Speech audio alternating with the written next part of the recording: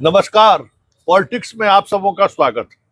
और आज हम पॉलिटिक्स में बात उस पॉलिटिक्स की करने जा रहे हैं जिस पॉलिटिक्स को लेकर अब ये चर्चा सरेआम होने लगी है कि जमीनी हकीकत खास करके बीजेपी और जदयू के बीच कुछ खटास वाली तो नहीं है। आज अखबार के फ्रंट पेज पे हमें लगता है कि जो एक तस्वीर जारी हुई है मोदी और शाह की, मोदी और नीतीश कुमार की, वो तस्वीर भी कहीं न कहीं ये दिखाने की कोशिश है कि दोनों एकजुट है, लेकिन जमीनी हकीकत कुछ और बयां कर रही है। बीजेपी को लेकर कई तरह की खबरें आ रही हैं। एक खबर हम अपने दर्शकों को दिखाना चाहते हैं, चनपटिया ना, जहाँ पैसा बांटते हुए चकिया है, चकिया है वो जहाँ पैसा बांटते हुए वीडियो आया है। आप बताइए, वहाँ के भाजपा के विधायक जो है पैसा बांट रहे हैं, तो हम अपने दर्शकों को दिखा दें, जरा देखिए वहाँ किस तरीके से पैसे बांटे जा रहे हैं। वीडियो में देख रहे हैं, जबकि 10,000 रुपया वहाँ मिला ही होगा।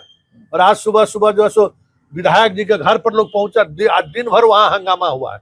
इलेक्शन कमीशन कहाँ है पता नहीं, लेकिन हम चर्चा बिरजू से करेंगे। बिरजू उन तमाम 122 कॉन्स्टिट्यूंसी में लगातार पिछले एक सप्ताह से घूम रहे हैं, चीजों को समझने की कोशिश कर रहे हैं। बिरजू, ये वही इलाका है जिस इलाके में पिछले बार नीतीश कुमार की भद पिट गई थी। चिराग मॉडल इसी इलाके में आया।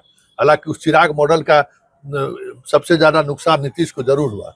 बीजेपी भी बेहतर नहीं कर पाई थी। दो सीट पर उसको और 3 सीट गया में मिला, बाकी सीटें पर उन्हें भी हार का सामना करना पड़ा। शुरुआत हम ये करना चाहते हैं कि औरंगाबाद में जो चीजें सामने आ रही हैं कि 6 का 6 सीट वहां महागठबंधन का था पिछली बार। इस बार कुछ चीजें जो हैं, हालांकि इस बार और सामाजिक समीकरण उसका मजबूत हुआ है।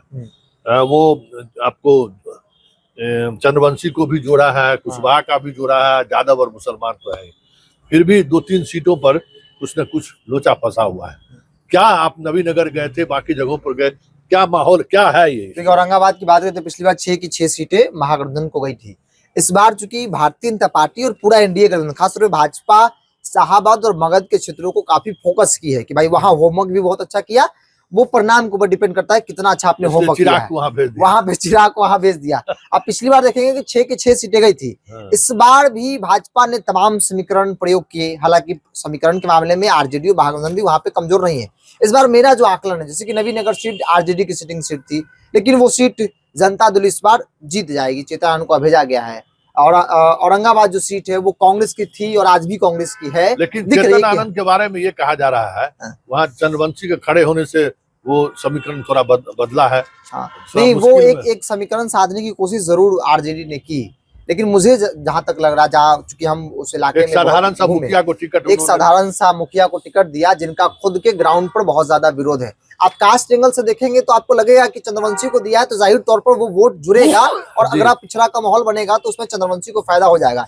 लेकिन ग्राउंड की हकीकत कुछ और है। वहां पर नीतीश कुमार का वोटर, जहां पे जेडीयू चुनाव लड़ी है, वहां पे अगड़ा पिछड़ा कर पाना थोड़ा टफ हो जाता है और खासतौर पे आरजेडी तो बिल्कुल नहीं कर पाती है। नीतीश कुमार जहां सिंबल भाजपा का रहेगा वहां सफलता बेशक मिल जाए, लेकिन नीतीश कुमार के सिंबल पर अगड़ा पिछड़ा कर पाना संभव नहीं है। और वो तस्वीर वहां देखी कि भाई अगड़ा पिछड़ा नहीं हो सकता है। जो नीतीश का कैडर है वो जेडीयू के साथ, मतलब जदयू जहां है वहां अगड़ा पिछड़ा नहीं हो सकता और हो नहीं रहा है, हो भी नहीं रहा है। लेकिन बीजेपी वाले में कहा ये हो रहा है। बीजेपी वाले में चूंकि बीजेपी को लेकर एक आरोप लगता है ना कि ये अपर कास्ट की पार्टी है, लेकिन अपर कास्ट ही इस बार सबसे ज्यादा विरोध कर रही है। लेकिन वो परसेप्शन धीरे धीरे खत्म होगा। अब तक ये परसेप्शन ग्राउंड पे है। दलित समाज के लोग कहते हैं कि भाई ये संविधान के बदलने की बात करते हैं, संविधान में छेड़छाड़ करते हैं, ये चर्चाएं होती है। अच्छा। और ये आमतौर पे जो पढ़ा लिखा वर्ग है दलित समाज में, वो भाजपा का नाम सुनना भी पसंद नहीं करता। ये भी एक हकीकत है।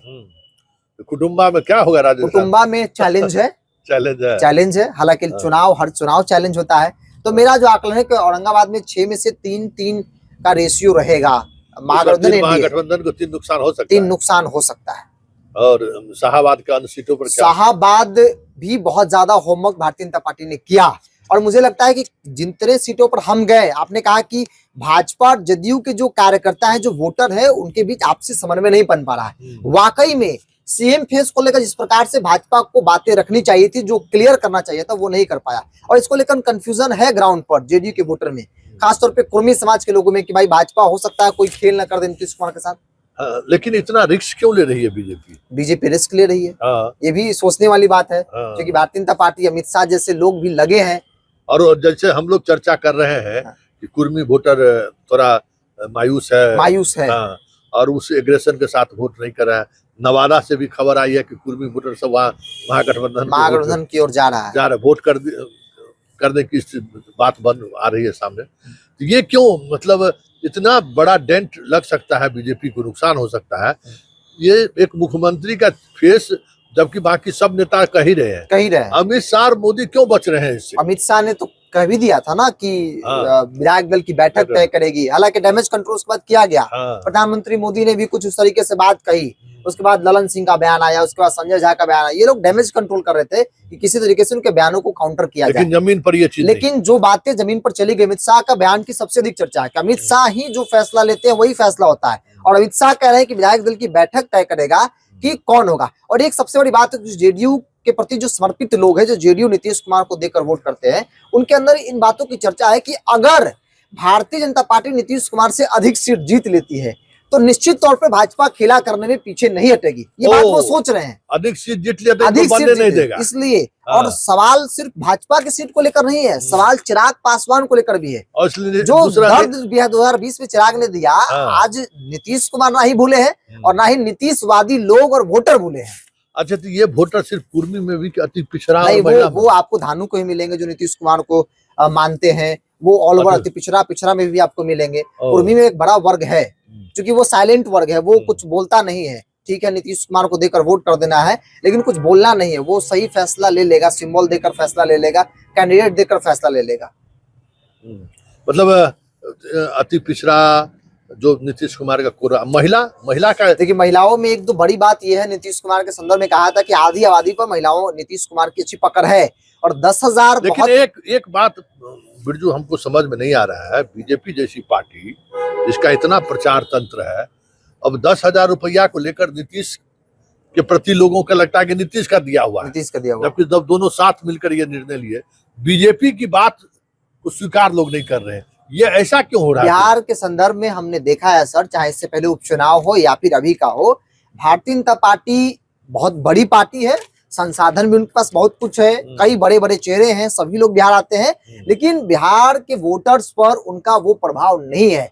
नरेंद्र मोदी के कहने से उनके बनिया समाज के लोग वोट कर देंगे, नरेंद्र मोदी के कहने से अपर कास्ट में राजपूत ब्राह्मण भूमिहार कर सकते हैं और कर भी देते हैं, लेकिन जो एक बड़ा वर्ग है वोटर्स का, चाहे वो पिछड़ा हो, इस बार बगावती सवर्णों में बड़ी संख्या है, सवर्ण बड़ी, भूमिहार तो बिल्कुल दिख रहा है। भूमिहार तो हमने कई सीटों पर जहां ने सिंबल दिया है वहां जाहिर तौर पर बगावत है, जहां ब्राह्मण है, जहां राजपूत है, वहां भी बगावत। अब शाहाबाद में हमने देखा सर एक चीज, शाहाबाद में भूमिहार और ब्राह्मणों के बीच तालमेल नहीं है।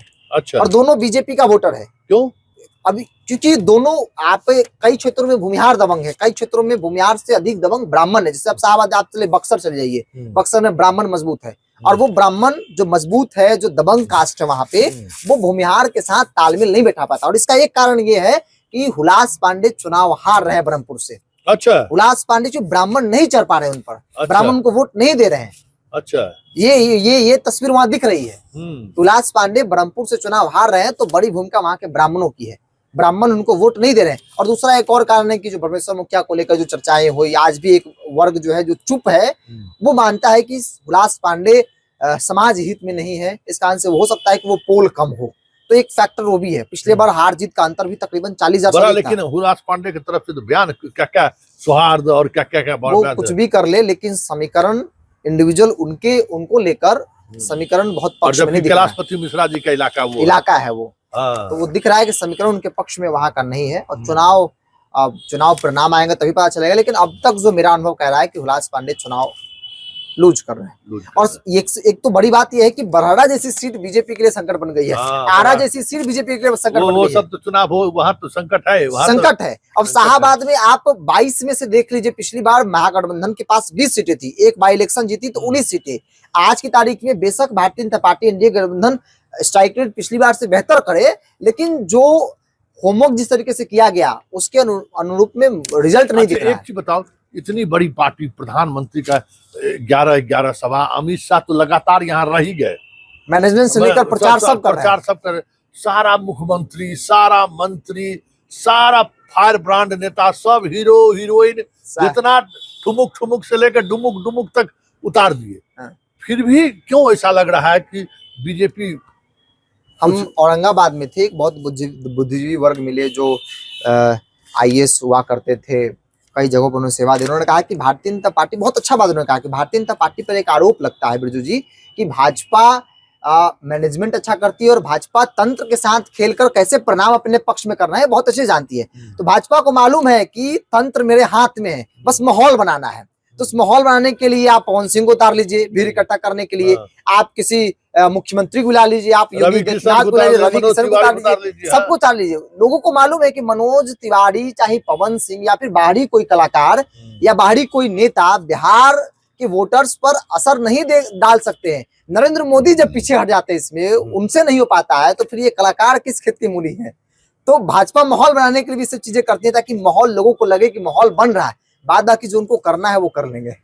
लेकिन माहौल भी जिस तरीके से हिंदू मुसलमान करने की कोशिश हुई, अयोध्या हुआ, सीता हुए, राम हुए, सब कुछ हुआ, भारत पाकिस्तान, यहाँ कट्टा की जगह पर हम बम बनाने की फैक्ट्री बनाएंगे, पाकिस्तान पर गिराएंगे। फिर भी कहीं सीमांचल में भी, आप सीमांचल से भी आ रहे हैं, कोई हिंदू मुसलमान वाला बात दिख नहीं रहा, नहीं दिख रहा है। हमको याद है, हम उस वक्त पढ़ाई कर रहे थे 2015 का चुनाव, जब मोहन भागवत का एक बयान आया था और रिजर्वेशन को लेकर, उस बयान के बाद लालू नीतीश की गोलबंदी ने बिहार में भाजपा को उनकी हैसियत बता दी थी। तो जब जब आप हिंदुत्व की बात करेंगे, जब जब आप हार्डलाइन इस्तेमाल करेंगे, खासतौर पर भाजपा के सदर में, यहाँ गोलबंदी शुरू हो जाती है। और भाजपा को लगता है कि भाई बाकी स्टेट में हम हिंदू मुसलमान कर लेते हैं, बाकी स्टेट में हम भगवा कर लेते हैं, उस तरीके से प्रचार प्रसार कर लेते हैं, कामयाबी मिल जाती है। यहाँ नहीं मिल रही है, यहाँ नहीं मिलेगा। सीमांचल में ओवैसी का क्या हाल है? सीमांचल में ओवैसी कई हद तक कई सीटों पर फैक्टर है, कई हद तक सीटों पर फैक्टर है। और भारतीय जनता पार्टी के लिए थोड़ा कई जगह पर सुकून वाली खबर है कि भाजपा कुछ ओवैसी के कारण वहां पे लीड भी कर रही है। प्रशांत किशोर बहुत फैक्टर मुझे नहीं दिख रहा है। जितने भी इनके कैंडिडेट है उनका अपना एक इंडिविजुअल वोट है, अब उसके आधार पर वो जो कर ले। कई जगहों पर वो यादव का भी वोट काट रहे हैं, कई जगह पर वो, लेकिन एक चीज हम प्रशांत किशोर में देखे, प्रशांत किशोर ने अपनी पकड़, क्योंकि वो कास्ट लाइन पर राजनीति नहीं करते हैं, लेकिन ब्राह्मणों के अंदर उनको लेकर स्वीकारिता है, लोग एक्सेप्ट करते हैं, गर्व से कहते हैं कि भाई प्रशांत किशोर है। क्या दिक्कत है प्रशांत किशोर में? आप दिक्कत बता दीजिए क्या है प्रशांत किशोर में? अच्छा बोलते हैं, अच्छा विजन है, तो ब्राह्मण के अंदर इस बात की कि भाई लीडरशिप तो है जरूर। प्रशांत किशोर जैसा व्यक्ति जो मेरे समाज का है, जो पानी पिला देता है, तो ये चीजें हैं। अब 14 को पता चलेगा कि आखिर हुआ क्या, लेकिन कुछ बात ऐसी है जो कहीं न कहीं पूरे बिहार की राजनीति को एक अलग दिशा में ले जाती हुई दिख रही है, और वो बात बीजेपी का मैनेजमेंट। और वो मैनेजमेंट पता नहीं क्यों एक अलग तरीके का कंफ्यूजन क्रिएट कर दिया है, और अगर वो कंफ्यूजन ईवीएम तक बना रह गया तो बिहार में सरकार बदलते हुए दिख जाए तो कोई बड़ी बात नहीं।